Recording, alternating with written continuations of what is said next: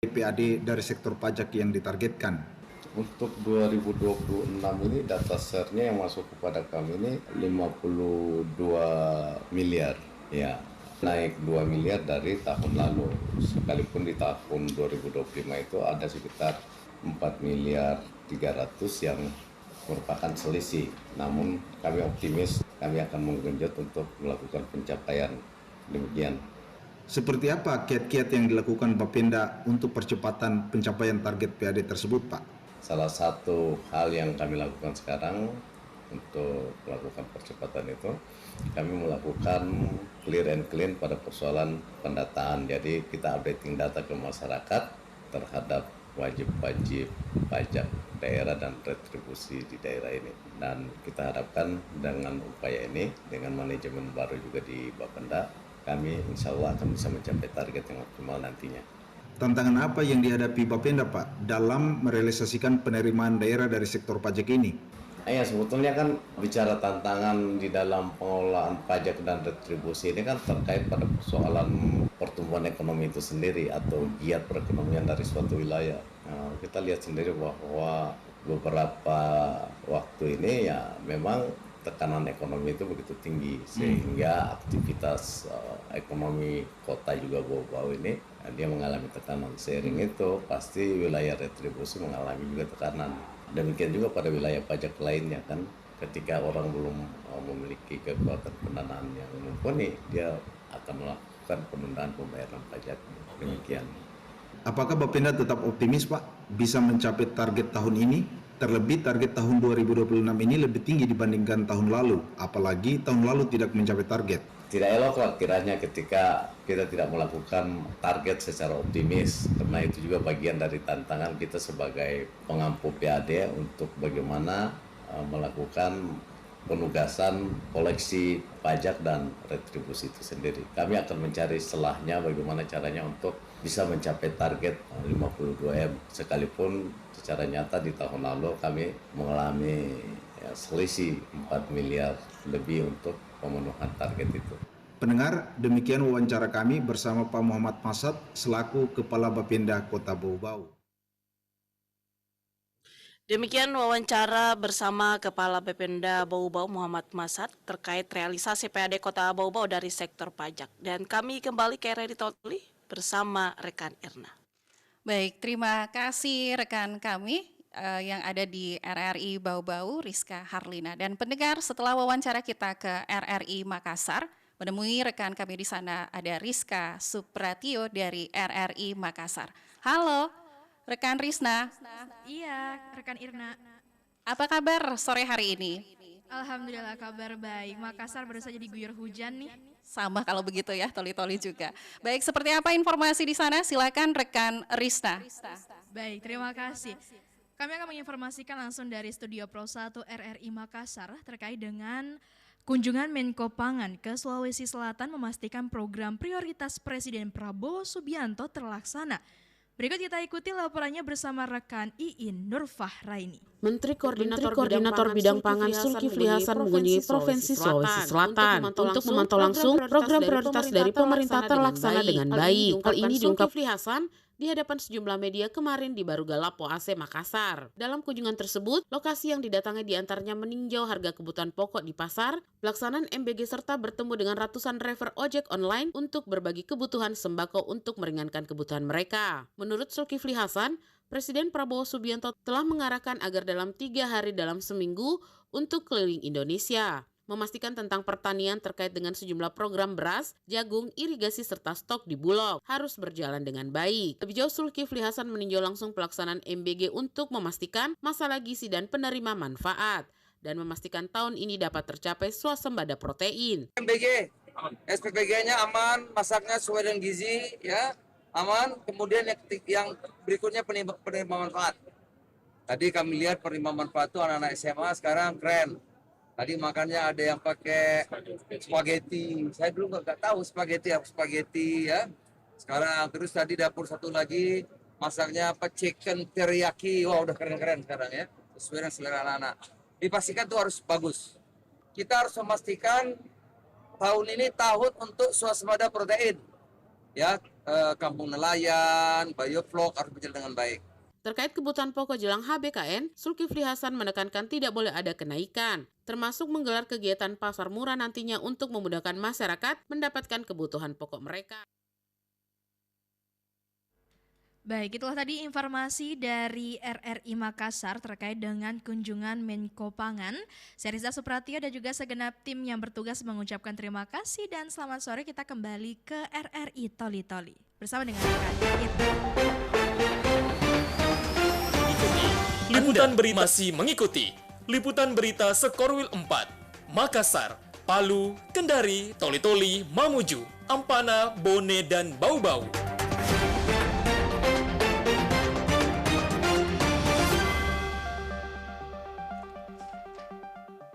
Baik, pendengar, terima kasih dan juga untuk rekan kami yang ada di RRI Makassar, ada rekan Risna Supratio di sana ya. Dan selanjutnya informasi kami menuju ke Kabupaten Bone menemui rekan kami A. Imran dari RRI Bone. Halo rekan Imran. Selamat sore Wirna. Selamat sore. Bagaimana kabar sore hari ini? Alhamdulillah sehat. Watang pone mendung belum hujan. Watang pone mendung belum. Baik, seperti apa informasi di sana? Silakan rekan kami Imran. Baik, terima kasih Wirna. Sore ini RRI Bone menurunkan berita 61 titik koperasi desa Kelurahan Merah Putih telah terbangun di Kabupaten Bone. Berikut laporan Suryani Arifin. Pembangunan Koperasi Desa Kelurahan Merah Putih atau KDKMP di tingkat desa dan kelurahan di Kabupaten Bone terus menunjukkan Pembangunan tren Koperasi positif. Desa Kelurahan Berdasarkan data terbaru dari Dinas Koperasi dan UKM Bone, tercatat sebanyak 61 unit koperasi kini tengah dalam proses pembangunan. Jumlah ini merupakan bagian dari target besar yang menyasar 372 desa dan kelurahan di 27 kecamatan se-Kabupaten Bone. Kepala Dinas Koperasi dan UKM Bone, Hamzah Sunusi mengungkapkan, proyek ini lahir dari kolaborasi erat antara pemerintah provinsi, pemerintah daerah, serta Komando Distrik Militer atau Kodim 1407 Bone. Dengan dukungan penuh masyarakat setempat, pihak Kodim sendiri saat ini terus menggencarkan pengerjaan fisik di lapangan guna memastikan fasilitas koperasi siap digunakan dalam waktu dekat. 61 sekarang sudah terbangun. Kan sasarannya kan 370 desa dan alhamdulillah di kelurahan sekarang sudah ada 4. Kelurahan 4. Selebihnya di desa. Ada bertambah lagi nih, kan ada laporan sekarang mau dibangun. Tapi dalam pengurusan rekomendasinya saya dari UPD dari 100 lebih dikurangi 61. Itu semua dari pengurusan organisasinya, komunikasinya. Tidak bisa kan harus persetujuan tahu dari UPD-nya masing-masing dari provinsi dan mereka punya lahan, BNN, pemerintah daerah. Dinas Koperasi dan UKM Bone optimis melalui sinergi ini, seluruh desa di Bumi Arung Palaka nantinya akan memiliki koperasi mandiri yang mampu menggerakkan ekonomi kerakyatan secara merata.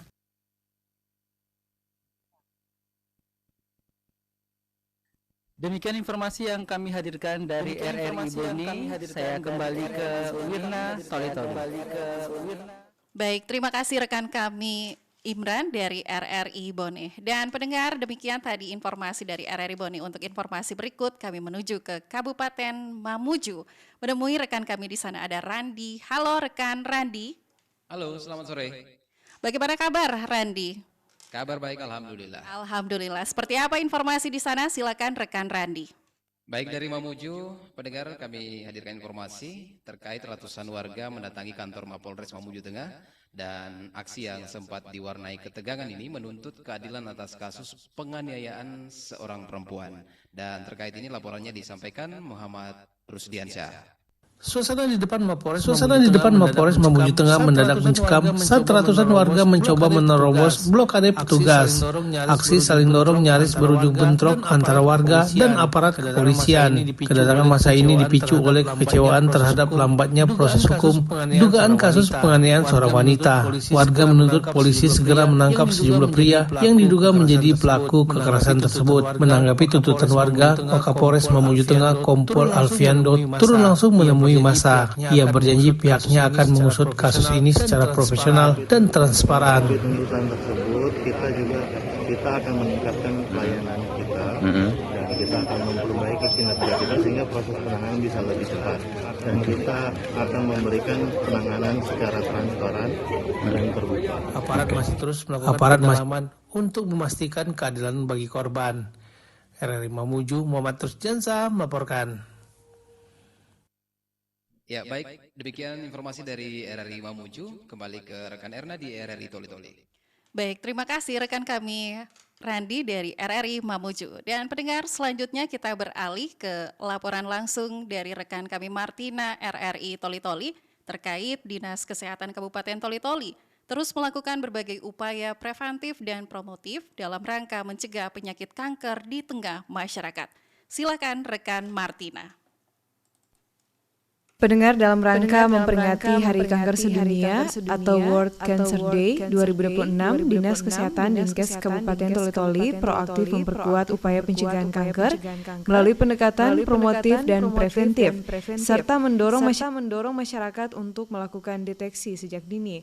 Dengan tema Bersatu Karena Keunikan yang menekankan pada perawatan berpusat pada pasien, momentum tersebut digunakan untuk meningkatkan kesadaran akan pentingnya pola hidup sehat dan screening kesehatan untuk menurunkan angka kasus baru. Ya, Bapak Muhammad Faisal, Bapak selaku Kepala Bidang Pencegahan dan Pengendalian Penyakit. Nah, khususnya dari Dinkes Toli-Toli sendiri, bagaimana Bapak melihat penyakit ini, khususnya di Indonesia dan di Toli-Toli? Silakan. Baik, terkait berkaitan dengan momen kemarin itu terkait dengan Hari Kanker Sedunia, tentunya kami dari pemerintah Kabupaten Toli-Toli melalui Dinkes dan jejaring-jejaringnya tentunya melalui kesempatan ini kami memanfaatkan momen ini untuk terus mengembangkan upaya preventif dan promotif terkait masalah kanker. Salah satu hal yang ingin kita sampaikan kepada masyarakat pada kesempatan kali ini bahwa pada dasarnya kalau kita lihat penyakit kanker, banyak kan beredar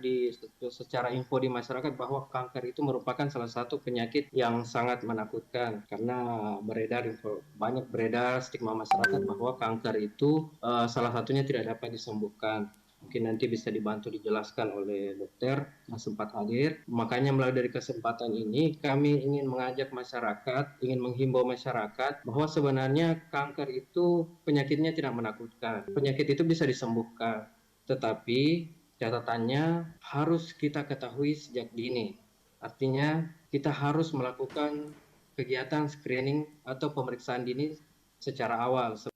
Ya, Dinas Kesehatan juga menekankan pentingnya kesadaran masyarakat untuk menerapkan gaya hidup sehat seperti menjaga pola makan, rutin berolahraga, sehingga peluang kesembuhan lebih tinggi dan mengurangi beban pembiayaan yang lebih mahal. Demikian laporan sementara dari Kabupaten Toli-Toli. Baik, setelah laporan langsung dari rekan kami Martina dari RRI Toli-Toli, untuk informasi berikut pendengar, kami menuju ke Kota Palu menemui rekan Maria di sana. Halo rekan Maria.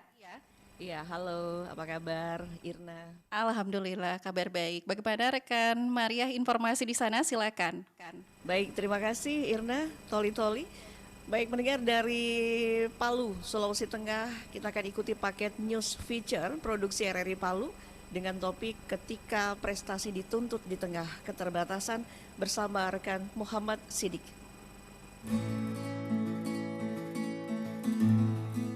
Sebenarnya kita ada yang bagus, ada yang biasa-biasa saja, tetapi memang masih perlu dibenahi secara merata. Lumayan hampir terpenuhi, cuman belum semuanya. Yang belum terpenuhi itu seperti alat-alatnya kita untuk sparring. SMA Negeri Olahraga Tadulako atau SMANOR selama ini dikenal sebagai sekolah yang disiapkan untuk melahirkan atlet masa depan Sulawesi Tengah. Para siswa datang dari berbagai kabupaten kota dengan harapan dapat berkembang melalui pembinaan prestasi yang terstruktur. Namun, perjalanan SMANOR untuk mencetak atlet berprestasi tidak lepas dari tantangan besar, yakni keterbatasan fasilitas latihan yang mulai menua dan belum sepenuhnya memadai. Wakil Kepala Sekolah Bidang Kesiswaan Muhammad Warsita menyebutkan bahwa kondisi sarana latihan di sekolahnya saat ini masih membutuhkan pembenahan menyeluruh. Sebenarnya kita ada yang bagus, ada yang biasa-biasa saja, tetapi memang masih perlu dibenahi secara merata. Perlu dukungan dari semua pihak, dari seluruh masyarakat, pemerintah daerah dan sebagainya terkait dengan ini. Dan yang lebih penting adalah kejuaraan, karena untuk memoles mental bertanding dan sebagainya itu dilalui dari proses yang namanya sebuah kejuaraan. Warsita menegaskan bahwa meski dengan fasilitas yang terbatas, siswa tetap diharapkan untuk menghasilkan prestasi. Tantangan yang terbesar adalah bagaimana meyakinkan masyarakat bahwa Semanur dengan segala kekurangan yang ada itu mampu menunjukkan prestasi terbaik. Tentu harus didukung dengan kerjasama dari seluruh masyarakat stakeholder seluruh Sulawesi Tengah, pemangku kepentingan di Sulawesi Tengah. Untuk menunjang ini proses fasilitas latihannya, bagaimana kita bisa terbantukan dari kejuaraan dan trial yang saat ini masih begitu kurang. Mudah-mudahan dengan pemerintahan yang baru, maka tagline kita pun sebenarnya dari dulu berani berprestasi. Karena memang kita tunjukkan dengan segala kekurangan kita masih mampu berprestasi yang ada. Di tengah keterbatasan yang ada, Semanur saat ini telah menampung sekitar 200 siswa di asramanya, di mana Gina Afrilian Hopo menjadi salah satu di antaranya yang telah meraih prestasi dari cabang olahraga taekwondo hingga ke tingkat nasional. Menurut Gina, meski memiliki sejumlah keterbatasan fasilitas latihan, namun hal ini tidak menurunkan semangatnya dalam mengukir prestasi. Fasilitas di sekolah ini sudah lumayan hampir terpenuhi, cuman belum semuanya. Yang belum terpenuhi itu seperti alat-alatnya kita untuk sparring. Jadi kita kalau mau sparring harus beli alat sendiri lagi, target sendiri. Yang kita mampu beli sekarang itu baru peralatan yang dipakai cuman di tangan dengan di kaki dengan di body. Kalau headgear-nya itu kan lumayan mahal. Jadi kalau untuk sekarang anak Semanur belum ada yang punya headgear sendiri. Kalau prestasi yang saya pernah raih itu baru di Open Turnamen. Kemarin sempat juara 1 waktu ke Open Turnamen Kemenpora dan sempat juara 2 di Open Turnamen Kemendagri. Senada dengan Gina, siswa Julio Abednego Bagilis yang merupakan atlet tinju dari Semanur tak kalah membanggakan. Tidak hanya bagi sekolah tetapi juga bagi daerah karena dirinya berhasil meraih sejumlah prestasi. Di antaranya juara 2 pada kejuaraan nasional tinju amatir yang dilaksanakan di Kota Palu dan juara 3 pada kejuaraan nasional di Tangerang. Di balik prestasi tersebut, masih ada fasilitas penunjang latihan di sekolah yang belum sepenuhnya memadai. Menurutnya keterbatasan itu bagian dari tantangan untuk lebih kuat berjuang dalam mengukir prestasi lainnya. Kalau di sekolah ini program latihannya sudah cukup bagus, bahkan baik sebenarnya karena standar latihannya kami di sini standar nasional. Cuma memang peralatannya saja yang kurang sedikit memadai. Iya, jadi kalau kita sparring itu masih terbatas. Misalnya karena kita itu harus bisa pemasangan ring itu yang belum ada. Tapi dengan keterbatasan itu orang semakin giat mau buktikan bahwa biar banyak keterbatasan peralatan tetap orang bisa. Kita tetap bisa untuk bersaing di kancah nasional. Menjadi juara dan mengukir nama di berbagai event, baik nasional maupun internasional, merupakan harapan semua atlet, tak terkecuali siswa Semanur yang memang fokus dalam pembinaan kompetensi yang dimiliki. Namun hal ini tidak hanya menjadi tuntutan bagi atlet, tetapi juga untuk semua pihak. Saat rasa bangga dan bahagia menjadi terbaik milik semuanya, maka sudah seharusnya beban dan tantangannya harus dihadapi serta diselesaikan bersama. Karena sejatinya atlet ada bukan mengharumkan nama dirinya dan keluarga, tetapi juga untuk sekolah, daerah, bahkan negaranya.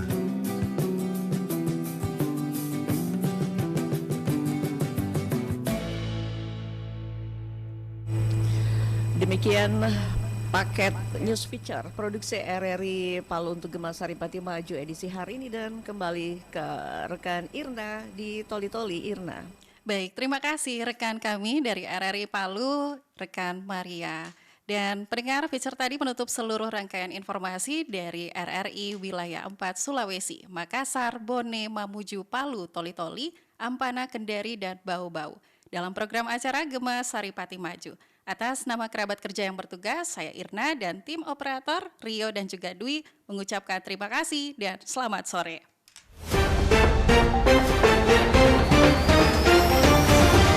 Demikian telah Anda ikuti Gema Saripati Maju, liputan berita Sekorwil 4.